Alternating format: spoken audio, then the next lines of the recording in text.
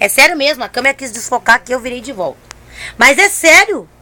É sério. Você tem que entender realmente se você quer ser chamado para fazer a obra. Eu vou ler de novo isso aqui. Isso aqui é muito sério. Olha isso aqui que aconteceu, ó. Em 2011, o relato de um missionário gaúcho da Igreja Quadrangular no Oriente Médio me impactou muito.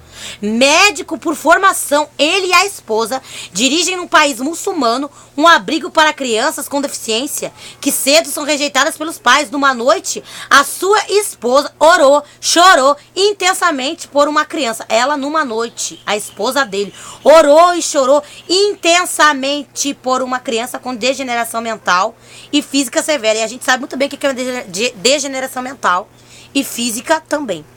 É muito sério isso aqui. Que apesar dos cuidados recebidos, não melhorava nunca. Na noite seguinte, em sonho, ela teve um sonho que essa criança estava se erguendo perfeitamente saudável e indo em direção a uma grande luz. Aí você pensa, que grande luz é essa? Aqui eu já sei que grande luz é essa. No sonho, a criança se vira para ela e diz: agora eu posso ir com Jesus e viver alegre para sempre. Obrigado por falar de Cristo para mim. E naquela mesma noite, a menina faleceu e morreu. Deus pôde mostrar para ela que a cura dela não era para aqui, a terra. A cura dela seria na eternidade. Na eternidade ela seria feliz. Lá ela andaria. Lá ela faria. Lá ela agiria normal, com todos os seus estados normais. Aí eu vejo crente na terra que tem filhos físicos com problemas mentais. Um marido com problema mental. Alguém com uma situação, tá em cima da cadeira de roda, vai para a igreja e quer a cura para aquele momento. Nem sempre a cura vai existir na terra aqui. Às vezes a tua cura, você que está me assistindo, vai ser na eternidade. Em nenhum momento você vê aqui eu afirmando que eu desejo que o meu irmão seja curado a ponto de eu ver hoje ele agir normal. Não, eu tenho na minha cabeça também que talvez a cura dele vai ser na eternidade. Eu creio que há muitas vezes Deus concede para muitas pessoas tipos de deficiências, tipos de, como é que a gente costuma dizer a palavra certa, para você não se sentir ofendido, você que me assistir. Talvez a sua limitação que você tenha hoje, tanto física quanto espiritual, você terá ela diferente na sua vida para a eternidade. Talvez hoje isso que você tenha seja algo que Deus quer usar como um testemunho de vida para algum momento. Não significa que talvez você seja curado, entende? Eu conheci o primeiro pastor cego no Brasil que teve a capacidade de escrever uma Bíblia em braille. Se ele não tivesse coragem, ninguém que fosse cego hoje conseguiria ter um produto em braille para ler da palavra de Deus. E esse pregador, ele é adventista, ele é cego, não sei se ele é cego, surdo e mudo, mas ele não era assim, ele ficou assim num acidente na escola, brincando no prézinho, um gurizinho deu com um cabo de vassoura na cabeça dele, e depois dali deu um problema, foi dando um problema nos tímpanos dele, e ele foi perdendo a visão, chegou na adolescência, pensa num adolescente, eu entendo que deve ser insuportável, é uma crise. E aí ele disse que ele sempre ouvia de Deus, cura, milagre, mas ele não orava para Deus curar, ele nunca pedia, ele sempre tentava entender por que Deus permitiu ele ficar assim.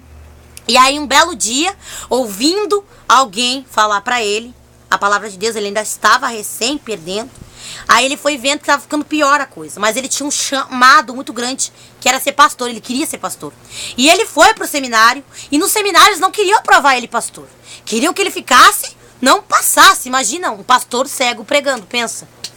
Você olha e diz, como que esse homem vai pregar de Deus pra me curar dos meus problemas se o cara é cego?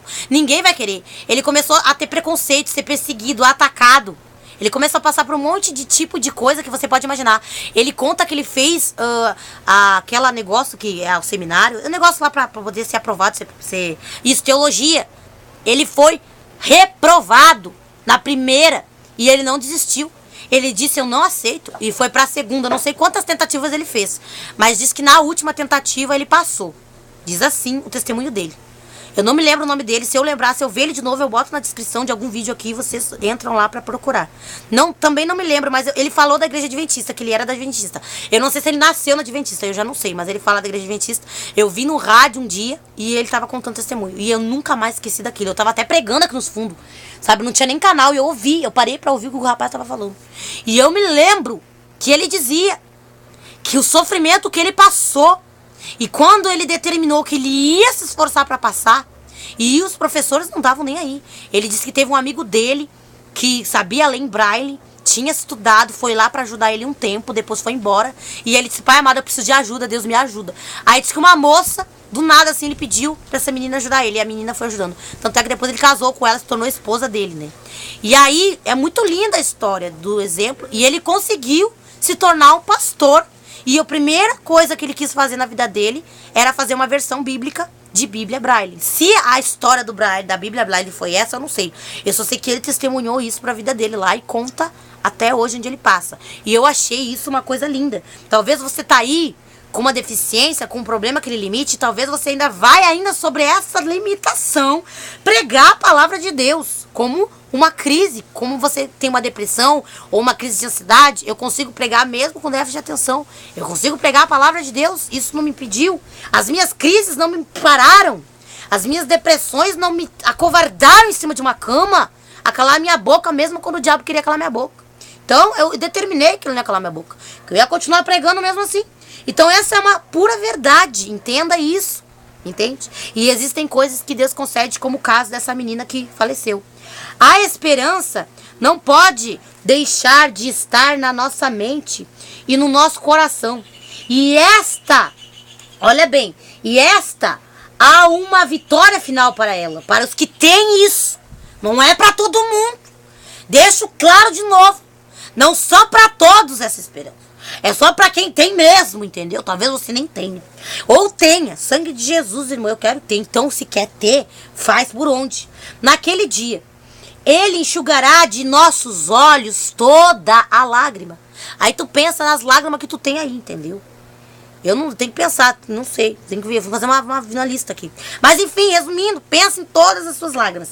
Apocalipse 21:4, porque eu já chorei tanto que agora eu sou fonte seca. Não, é sério, na minha vida, assim, é impressionante. Eu choro na presença do Senhor, no Senhor eu berro mesmo. Aí diz assim, nessa parte aqui encerramos o estudo, definindo isso pra você. Tenha a certeza da sua vitória, mesmo quando parece que não tem. No próximo estudo, fala assim, ó, sim e não, no mundo do talvez. Aí aqui diz que vossa palavra seja sim, sim, e não, não. Tiago 5:12. José, tu tem fome, tu tem sede. Sabe que agora me deu fome, sabe? Mas assim, sede eu tô tomando água, entendeu? Então eu tô bem, assim. Agora são 6 e pouca. Desde a hora que eu levantei eu só comi um pão e tomei um chá. Eu acho que eu tô bem. Resumidamente. Se você gostou, sério, gostou mesmo, de verdade, não minta para mim. Se você gostou e tá achando bacana, se inscreve aí, dá like, ativa as notificações, ok? Eu realmente quero concluir com você esse livro, entendeu? Na outra parte do sim, sim, não, não, depois dele, fecha o primeiro capítulo que a gente vai fechar ainda hoje. E nos próximos vídeos, a gente vai concluir mais, tem mais coisa até às 7. Nós temos aqui, ele veio ao seu encontro quando descartados se tornam indispensáveis. Aí depois, mais pra frente, lidando com a igreja alheia. Depois, gratidão, uma arma poderosa.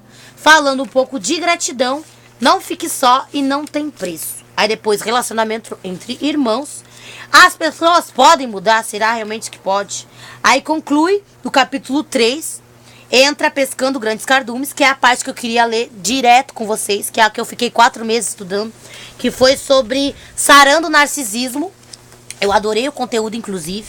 E depois, uma nova perspectiva e um passeio pelo templo de Ezequiel. Aí depois tem aprendendo a ser firme e por último, ele te vê. Penúltimo, na verdade. Pisando em solo sagrado, não é o penúltimo, não. Aí tem missão autêntica, missão errônea. Aí, por fim, termina. Aí entra naquele que eu já fiz o vídeo, já tá aqui, inclusive, que é usando a chave de Davi, que eu não vou ler tudo de novo, né, gente? Já pensou se tu te empolga e vai de novo? Se eu tiver empolgada, isso pode até acontecer.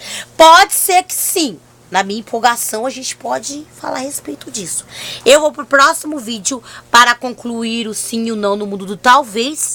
Tá, gente? Eu vou tomar um cadinho de água porque eu sou gente. Eu sou ser humano. Não parece, irmã, que tu é um ser humano. Misericórdia. Vamos ver aqui.